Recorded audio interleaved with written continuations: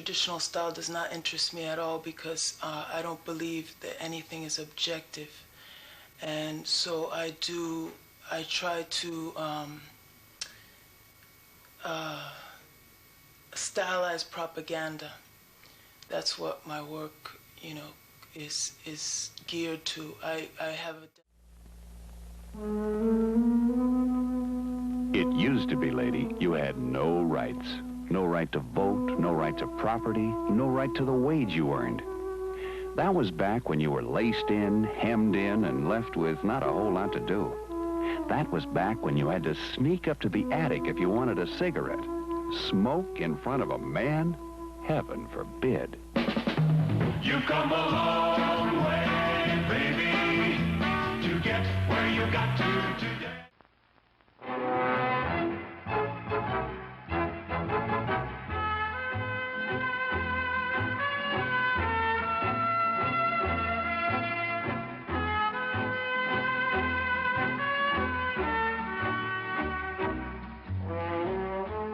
Marlboro, just the thing for the man who likes to get close to a cigarette's flavor. You get a lot to like with a Marlboro filter flavor, pack or box. Come to where the flavor is. Come to Marlboro country. When the Philip Morris people decided to give us this account, I really can't tell you what a charge we got out of it. The first real assignment we got was for a newspaper ad as part of a test campaign that the previous agency had prepared, which was then running in Dallas and Fort Worth. They told us that they didn't expect miracles overnight, and that to meet this particular assignment, we could run one of the ads prepared by the previous agency and continue the campaign until we were ready to come down there with a full-fledged recommendation. And I said, the hell with that. In so many words. I said, the first thing we take down to 100 Park Avenue, and in our first demonstration of what we can do for a new, virtually a new brand of cigarettes, is not going to be somebody else's ad. So we started to work out there at the farm about 9:30 Saturday morning, and here's the way it went. The cigarettes are sissy. Some people think that filter cigarettes of any kind are kind of sissy, and we want to make it masculine. I said, what's the most masculine symbol you can think of?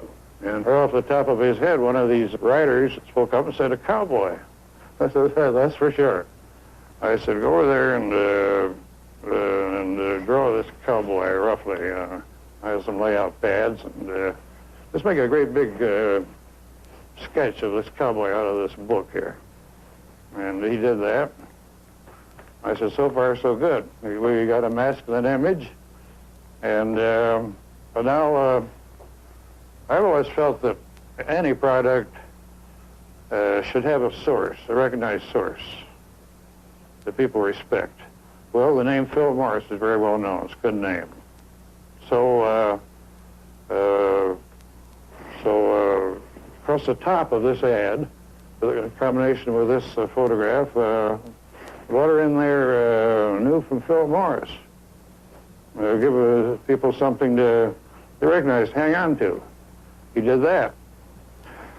Okay, we had about this much space left in the picture. And I said, now put the package in there, over here, over in the left-hand corner.